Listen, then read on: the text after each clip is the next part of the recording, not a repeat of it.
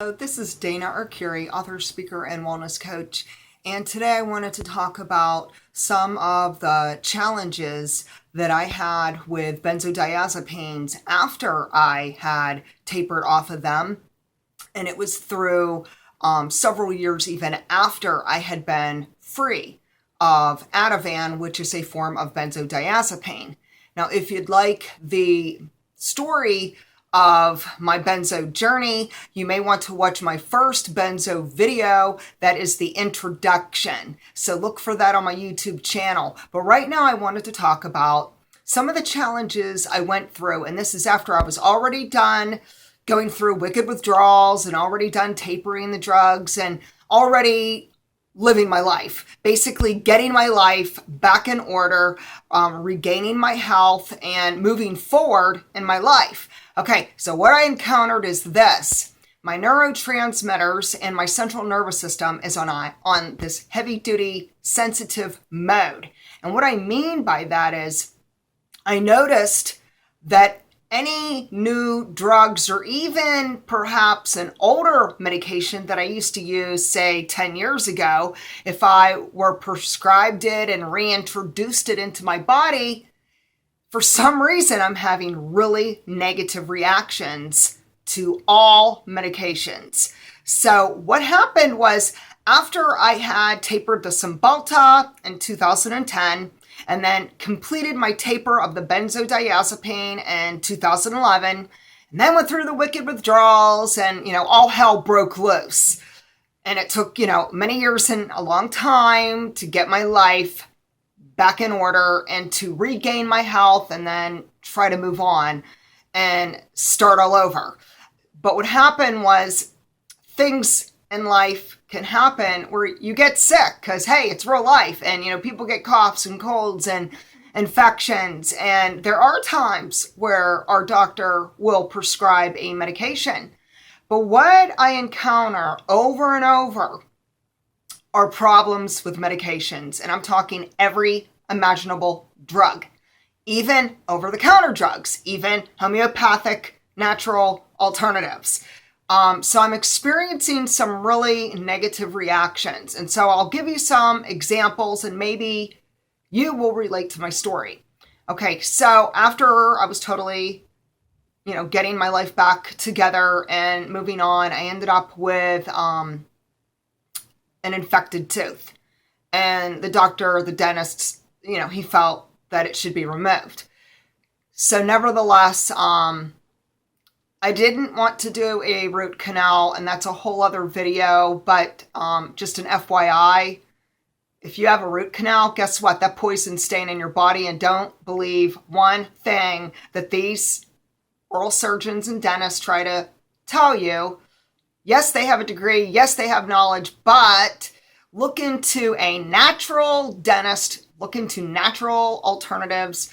When you really start seeking out real answers about root canals, you will find out you're keeping the poison in your body and you are going to reap the consequences, and they're ugly and devastating. And you're going to be back in, another hellish ordeal. So nevertheless, I opted out of a root canal. I ended up having oral surgery and had a tooth removed. Now, because it was in the back of my mouth, way back here, people couldn't see it. I didn't feel so bad about losing that tooth. However, within 24 hours of having oral surgery, and mind you, it's just, nothing major. It's really minor. And, you just go into the dental office and, they do, they use some Novocaine and so forth. And I, of course, did tell them, hey, I cannot have any form of benzodiazepines or any harsh drugs, and I like to use the least amount of medication as possible because I'm really sensitive. So, long story short, within 24 hours of having this oral surgery, I end up not only with dry socket. Dry socket is when the surface of the area that was that your tooth was removed and extracted, this area becomes inflamed. It could happen actually if you're drinking out of a straw, which I was not. But for whatever the case, I did end up with dry socket. It's very painful. You could research that too. It's no fun. You get all kind of awful symptoms and it doesn't feel good. And for some reason, I ended up also having like some weird benzo withdrawal symptoms. So I just wanted to mention that strange things have been happening in the past 4.5 years. So despite the fact that I am drug-free, 4.5 years free of drugs, every now and then things happen, such as oral surgery, where then I am given a medication, and it might not even be anything major. It might not even be a benzodiazepine, but my body reacts extremely negatively to it, in which there are times I end up in this weird, like, mini benzo withdrawal. So I wanted to mention that. Another time I had unexplained female challenges in which the gynecologist said, let's just do an outpatient surgery. Okay, fine. Of course, I let anesthesia know ahead of time, hey, let's not use any benzodiazepines and please be careful. And I need to really use caution with surgery and all medications. And so nevertheless, I go through the surgery, which it was a positive result. There was nothing wrong with me. And it ended up, they ruled out, anything that we had thought of. And so I was actually not doing bad as far as that end of it. However, within days, even within hours of the surgery, again, I experienced some very strange benzo withdrawal symptoms. You could end up getting dizzy. You could end up having just awful feelings of sudden panic come upon you that is unexplainable. There's no known reason. You could have this anxiety, you could have insomnia, you could have different physical ailments, emotional ailments. I mean, the list goes on. There's many different ways it could present itself, but I really believe that there's a link between the times I've had outpatient surgery and have been exposed and given medication for surgery, and then I end up having these nasty side effects, which I do believe is linked to benzodiazepines. And I'm not saying that this will happen to you, and I am not saying that you will have a hard time with any drug. However, I'm saying this is my experience, this is my story, and the truth is, I really am at a place where I can't even allow myself to have surgery or to have any form of medical intervention because of all of these nasty side effects and weird withdrawal symptoms that seem to keep cropping up when there is a surgery or when there is a new drug introduced. So I had a friend who also recovered. So she's over 10 years recovered from benzodiazepines. And last Christmas, she had a situation where she had an infection and her doctor prescribed her an antibiotic.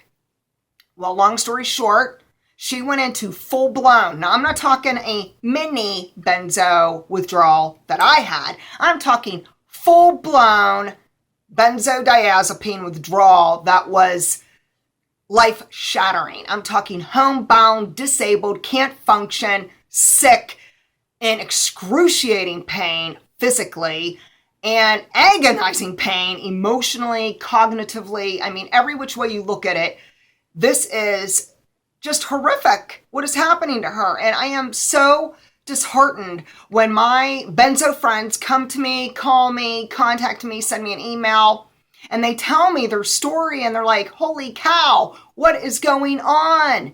And I have to sit back and say, wait a minute, we are not even taking these drugs anymore. We are actually drug-free. We don't even have, benzodiazepines in our system anymore. And most of us, probably 80% of us, are totally drug-free just because of the sensitive nature of our central nervous system. And, we're scared to death to go down that road again because we've been through hell and back. And if you've been there or you're going through it right now, I know that you know what I'm talking about. Nevertheless, it is disheartening. I am extremely disgusted with Big Pharma and how they're trying to pull the wool over our eyes in our nation and claiming that these drugs are safe and, oh, the FDA has approved them. P.S. FDA, I don't care if you approved it or not, because they're only after the mighty dollar. I mean, let's take it for what it's worth.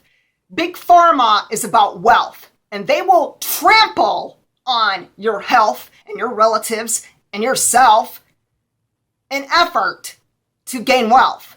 And so that is why I have anger. So if you're sensing, wow, she really seems like really upset right now, I am, okay? There are times it really, really, really troubles me to see our nation and to see so many people committing suicide because they are on these wicked drugs with wicked withdrawals. They're losing their mind, their cognitive function. They're physically in pain.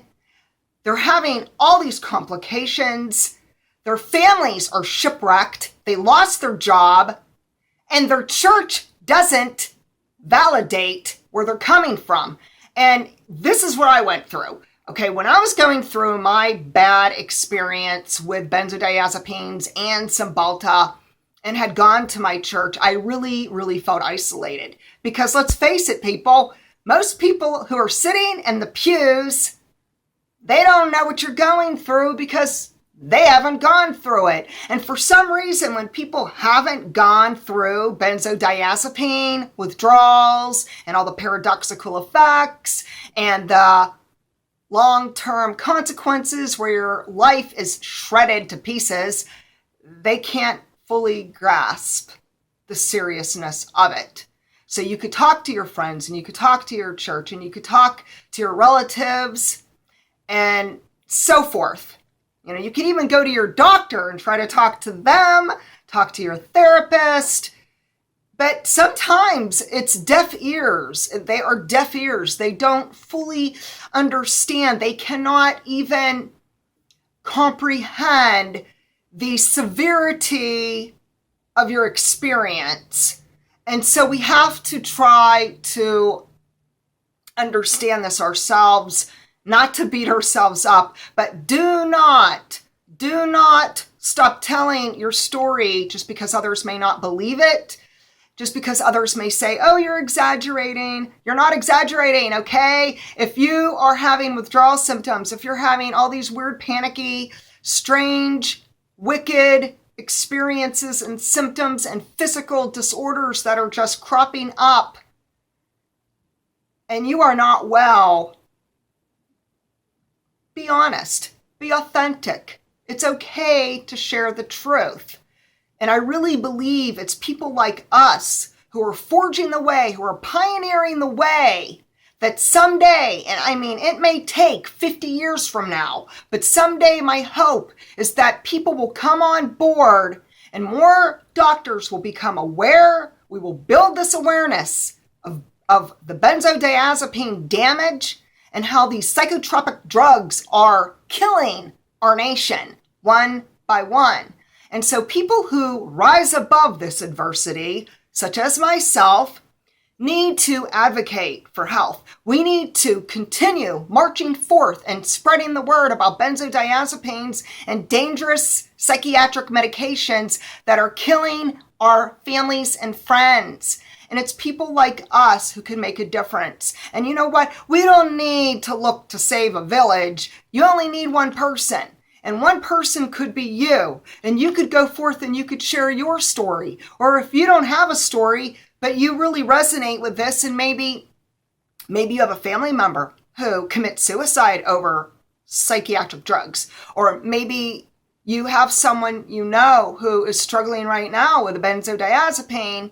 You could at least encourage them and let them know that you're there for them, even if you don't understand them, even if you can't fully grasp what a hellish ordeal it is.